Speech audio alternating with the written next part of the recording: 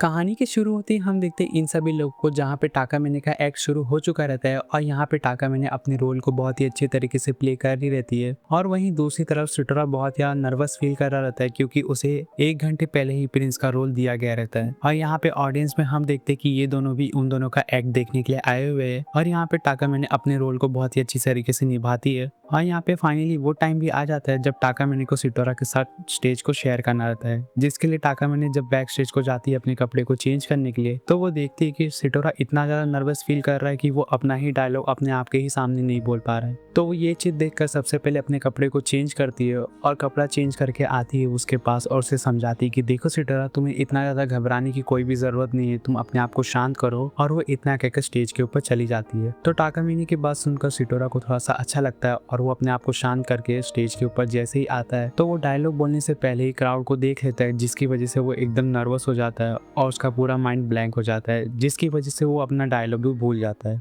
और वो यहाँ पे एकदम शांत हो जाता है। तो सिटोरा को शांत खड़ा हुआ देखकर स्टेज पे सभी लोग उसे कहते हैं कि सिटोरा, यहाँ पे तुम्हारी बारी है, तुम्हें यहाँ पे डायलॉग बोलना है। लेकिन सिटोरा अपने आप से कहता है कि नहीं, मुझसे ये चीज़ नहीं हो पाएगा। तो पूरे एक्ट को खराब होता हुआ देखकर टाका मैने यहाँ पे टाइम को रिवाइंड करती है और टाइम वहां तक रिवाइंड होता है जब तक कि टाका मैने ड्रेस को चेंज नहीं किया था। तो ये चीज देखकर सिटोरा समझ जाता है कि इस बार तो टाका मैने ने बचा लिया, लेकिन वो पक्का मेरे ऊपर गुस्सा रहेगी। और यहाँ पे सिटोरा को सोचना भी एकदम सही रहता है। इस बार जब टाका मैने अपने कपड़े को चेंज करके आती है तो वो सीधा सिटोरा के पास आती है बात करने के लिए, जहाँ पर वो बात करते हुए उससे कहती है कि सिटोरा, तुमने मेरे एक्ट को यहाँ पे जानबूझकर खराब किया ना, क्यों? मैंने सही कहा तुमसे, क्यों किया तुमने ऐसा मेरे साथ? तो ये चीज सुनकर सिटोरा कहता है कि नहीं टाका मैंने यहाँ पे जानबूझकर नहीं किया, मैं वहाँ पे पैनिक कर गया था इसके लिए। तो ये चीज सुनकर टाका मैंने थोड़ी सी शांत होती है और उसे प्यार से समझाती है कि देखो सिटोरा, तुम्हें किसी के ऊपर भी ध्यान देने की जरूरत नहीं है, तुम्हें खाली मेरे ऊपर ध्यान देने की जरूरत है। अगर तुम ऐसा करोगे तो तुम मेरे सामने डायलॉग बोल पाओगे। समझ में आई तुम्हें मेरी बात? तो चलो अभी मैं स्टेज पे जाती हूँ। और वो इतना कहकर स्टेज के ऊपर चली जाती है। तो टाका मैंने की बात सुनकर सिटोरा को रियलाइज होता है कि हाँ, टाका मैंने ने सही कहा और उसे यहाँ पे कल रात की भी बात याद आती है, जहाँ पर टाका मैंने ने कहा था कि सिटोरा, ये हम दोनों का लास्ट फेस्टिवल है, तो चलो हम दोनों इस फेस्टिवल को अच्छी तरीके से एंजॉय करते हैं। तो ये चीज याद आने के बाद सिटोरा के अंदर थोड़ा सा हिम्मत आता है और वो इस बार जब स्टेज के ऊपर जाता है तो वो बिना डरे इस बार उसके सामने बहुत ही अच्छी तरीके से डायलॉग बोलता है। और ये चीज देखकर सिटोरा को खुद के ऊपर भी विश्वास नहीं होता कि क्या मैंने यहाँ पे डायलॉग बोल दिया। और तभी यहाँ पे लाइट कट होता है और यहाँ पे सिटोरा सोचता है कि अभी यहाँ पे टाका मैने का एक सोलो परफॉर्मेंस है, उसके बाद हम दोनों यहाँ पे डांस करेंगे और इसी तरीके से पूरा एक्ट आगे बढ़ेगा। और यहाँ पे जब लाइट वापस आता है तो सिटोरा देखता है कि उसकी आंखों के सामने टाका मैने का बट है और वो टाका मैने के स्कर्ट के अंदर है। तो ये चीज देखकर सिटोरा एकदम शॉक हो जाता है और यहाँ पे पैनिक करने लगता है और वो नोटिस करता है कि टाका मैने यहाँ पे सोलो परफॉर्मेंस कर रही है और वो उसे इशारे की तरह से कह रही है कि वो उसे अंडरगारमेंट पहना है इसी सिचुएशन में। तो ये चीज़ देखकर सिटोरा यहाँ पे सोचता है कि कैसे मैं तुम्हें यहाँ पे कैसे अंडरगारमेंट पहना सकता हूँ, क्योंकि मैं तो अंडरगारमेंट लेके ही नहीं आया हूँ। तभी टाका मैंने जो गाना गा रही रहती है उसमें वो हिंट देते हुए कहती कि उसके पॉकेट में है। तो सिटोरा जैसे ही अपनी पॉकेट को चेक करता है तो उसे उसका अंडरगारमेंट मिल जाता है और वो उसे वहीं पे पहनाने की कोशिश करता है। लेकिन यहाँ पे टाका मैंने उसके साथ थोड़ी बहुत मस्ती करती है, क्योंकि जब वो पहना रहा रहता है तो टाका मैंने स्टेज के ऊपर चलने लगती है और गोल गोल घूमने लग जाती है, जिसकी वजह से सिटोरा को स्कर्ट के अंदर रहते ही ये सारी चीज़ें करनी पड़ती है। और यहाँ पे एक्ट खत्म होते होते सिटोरा फाइनली उसे अंडरगारमेंट पहना देता है। और फिर जब लाइट कट कर वापस आती है तो सिटोरा अपने आप से कहता है कि बस अब मैं टाका मैनी के साथ बिना डरे डांस कर सकता हूँ, क्योंकि जब मैं टाका मैनी के स्कर्ट के अंदर रह के सभी लोगों के सामने उसे अंडरगारमेंट पहना सकता हूँ तो मैं ये काम तो आराम से कर ही सकता हूँ। और वो इतना सोचकर यहाँ पे टाका मैनी के साथ डांस करता है और पूरा एक्ट इसी तरीके से आगे बढ़ता है। और फिर यहाँ पे जब एक्ट का लास्ट पार्ट बाकी रहता है, जहाँ पे सिटोरा और टाका मैनी का सैंडल लाके उसे पहनाने वाला रहता है, तभी वहाँ पे एक्चुअल का प्रिंस आ जाता है, जो कि आते ही वहाँ पे कहानी में ट्विस्ट खड़ा कर देता है। वो आते ही कहता है कि ये तो इम्पोस्टर है, क्योंकि ये तो मेरा कमांडर का रोल प्ले कर रहा था। तो ये चीज सुनकर सारी ऑडियंस एकदम शॉक हो जाते हैं और ये दोनों भी। तभी इन दोनों को बैक स्टेज से पता लगता है कि यहाँ पे सिटोरा को इम्पोस्टर का रोल प्ले करना है, क्योंकि ये तो स्क्रिप्ट में है ही नहीं। तो ये चीज सुनकर टाका मैंने फटाक से कहानी को संभालती है और कहती है कि अच्छा, तो तुम दोनों में से असली प्रिंस कौन है, वो चीज मुझे कैसे पता लगेगा? तो ये चीज सुनकर प्रिंस उससे कहता है कि देखो, मैं हूँ असली प्रिंस, ये मेरा कमांडर है, ये तो इम्पोस्टर है एक नंबर का।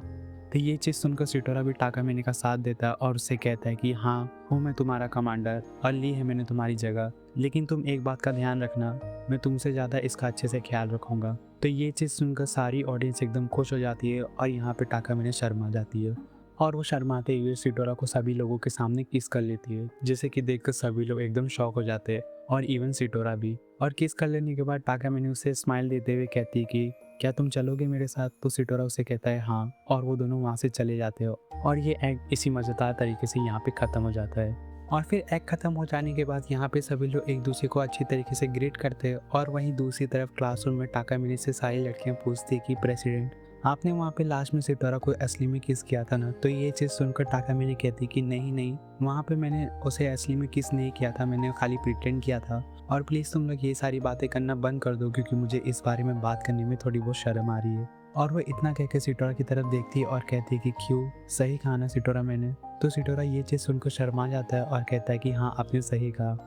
और फिर इसी तरीके से पूरा फेस्टिवल अच्छी तरीके से बीतता है, जहाँ पे हम देखते हैं कि ये दोनों एक क्लासरूम में खड़े होकर बात कर रहे थे, जहाँ पे सिटोरा सोच रहा था कि टाकामिनी ने उसे किस क्यों किया लास्ट में।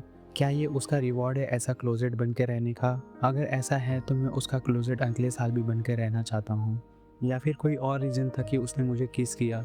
और वो इतना सोचते हुए टाकामिनी की तरफ देख रहा था, तभी टाकामिनी उससे पूछती कि सिटोरा, तुम क्या सोच रहे हो, मुझे बताओ तो ज़रा। तो ये चीज़ सुनकर सिटोरा कहता है कि मैं यही चीज़ सोच रहा हूँ कि आपने मुझे लास्ट में किस क्यों किया। तो ये चीज़ सुनकर टाकामिनी थोड़ा सा उसे टीज़ करते हुए उसके पास आती है और कहती है कि तुम्हें क्या लगता है कि मैंने तुम्हें वहाँ पे किस क्यों किया रहेगा?